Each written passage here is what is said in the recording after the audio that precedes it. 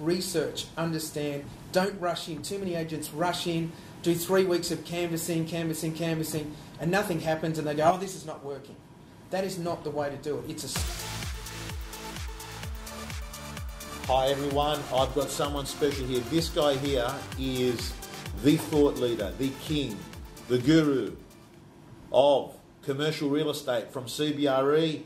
How are you, Scott? Good morning, Tom. How are you? Good. Now, Scott, I want, it's for those of you that don't know Scott, his name is Scott Gray Spencer. Scott, what do you do here at CBRE? At CBRE, I'm in charge of the agency side of the business, from metro and also institutional grade product across Australia and New Zealand.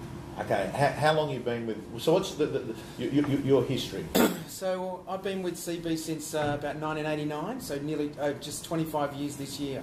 So quite a long journey, and started just as a sales operator in the early days, and then moved my way through the business, moving my way up the spectrum of size of transaction and clients, and now run a team, probably 50 to 100 people across Australia and New Zealand, which deal in all types of different property, from industrial, retail and commercial.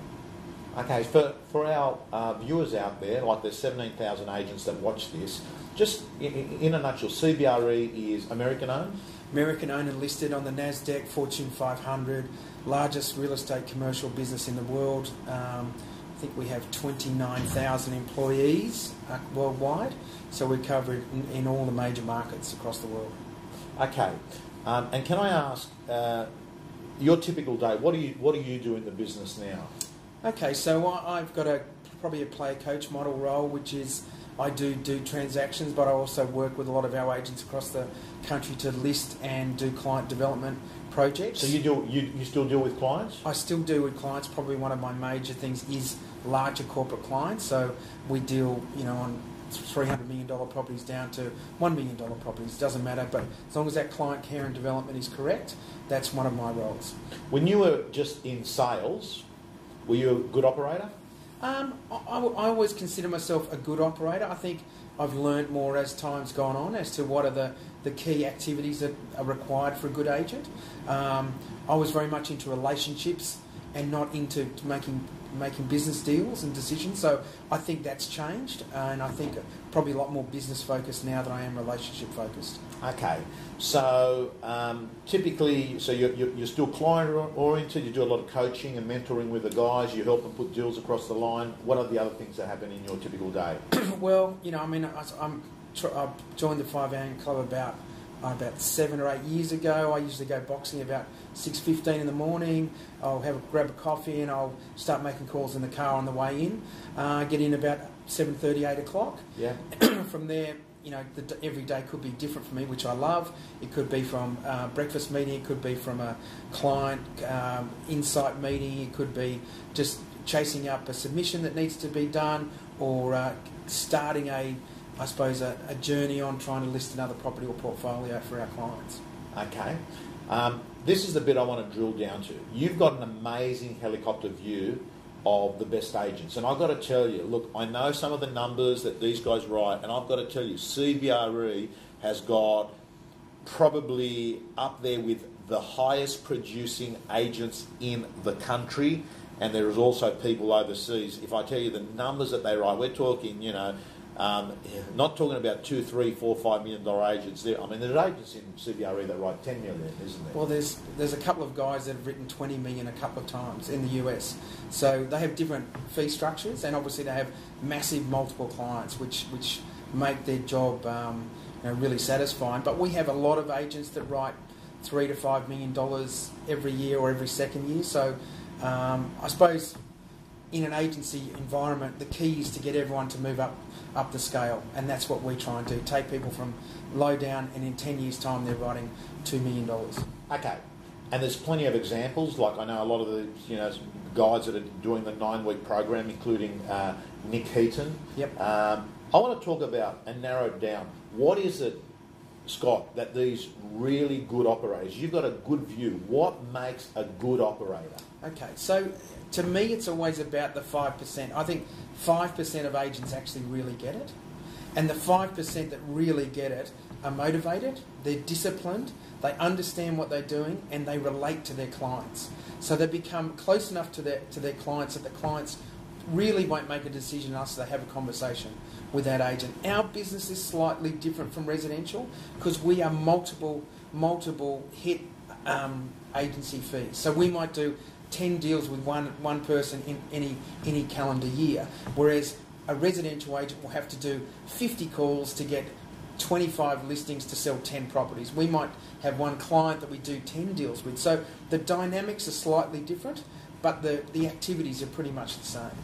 That motivated I suppose you can be the smartest guy in the room, but if you don't have the passion to sell or to come up with the bright ideas or engage with the client, it's really worthless.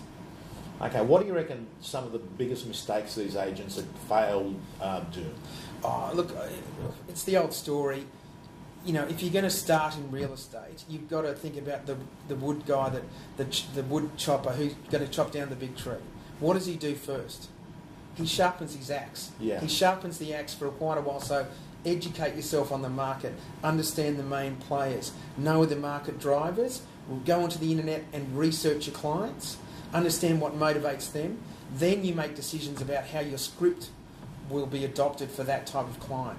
So research, understand, don't rush in. Too many agents rush in, do 3 weeks of canvassing, and nothing happens and they go, oh, this is not working. That is not the way to do it. It's a slow, structured, disciplined approach. All the best agents have great diary management, great contacting. They give their clients plenty of feedback. So when they come to make a decision, they know they're making a decision on a value statement of the trusted advisor, the agent. Okay. So one of the things that you say you do is you get people here at CBRE that aren't doing so good, and then you just work with them that they become a $1 million, $2 million performer. Well, yeah, not everyone is going to be a 1 or 2 million. Sometimes we take people from 300 to 600, and our teams have different people for different roles. So not everyone can be selling $400 million buildings. So there's people that sell 400, 300, 200, 1 mil, 500,000, and as their experience grows, so will their market share, so will the dollar amount that they're entrusted to sell. Okay. I always ask this question at the end, Scott. If today was your first day in real estate and you were meeting Scott, what would the best piece of advice you'd give yourself? If you were starting again, day one, what's the best piece of advice you'd give yourself? I think in real estate, your name is the most important thing that you have. You know, if you ruin your name in the marketplace as someone that takes the quick option or the quick deal, or that's not going to give you longevity. So you need to have, your name is your brand, and your brand will resell for you consistently over the years, and you will get repeat business out of your name and your brand. So that is my key message today. Okay, guys and girls, it's not who you know, it's who knows you, and brand is what people say about you when you're not there. And you've just heard from one of the icons of commercial real estate, Scott Gray Spencer from CBRE, that he believes the biggest asset you have is your brand. Scott, thank you so much. Thanks, Tom. Appreciate it. Good luck, everyone. Thank you. Welcome to our first module.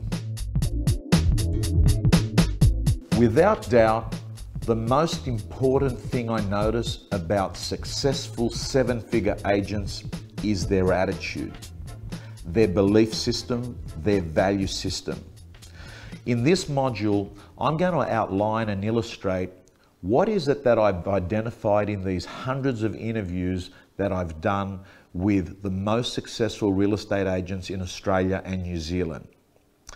So firstly, let me say that one of the things I notice about the best of the best is that they have an ability to overcome stress and rejection. I want to talk briefly about rejection. When someone rejects you, always remember, it's not about you and it's all about the person that's doing the rejection. So don't take it personally. Number two, what I'd like to talk about is this quality called grit. I've noticed the best of the best got this ability to keep going and less of an importance of IQ and more an importance of grit. Another quality I notice about million-dollar agents is that they've got a dollar productive mindset. They're not busy being busy. They're busy actually getting a result. So always remember, is the activity you're doing linked to getting a listing, making a sale, feeding your database, getting a price reduction, getting more vendor paid marketing, which is going to help a seller and it's going to help you build your brand? Or are you spending your time caught up at the water cooler, chatting to other salespeople in your office, driving the streets aimlessly? I've got a saying that something unimportant done well does not make that thing important. And I'd really like you to start focusing in what is your day constructed of. The next thing I'd like to tell you is I notice that the best people have got detachment. They don't come across as needy and desperate and anxious. I want you to understand that buyers and sellers, they can pick desperation a mile away. They can sense it when you've got not enough business and you really are going to live off that one listing, and people don't like that. What people like to deal with is a trusted advisor, a specialist, someone that can come across and more or less say, it's okay if I don't get your business. The most important thing here today is whether I can be of service to you. So I need to identify your problem. I may or may not be able to help you. That approach alone is what gets a client to want to use you.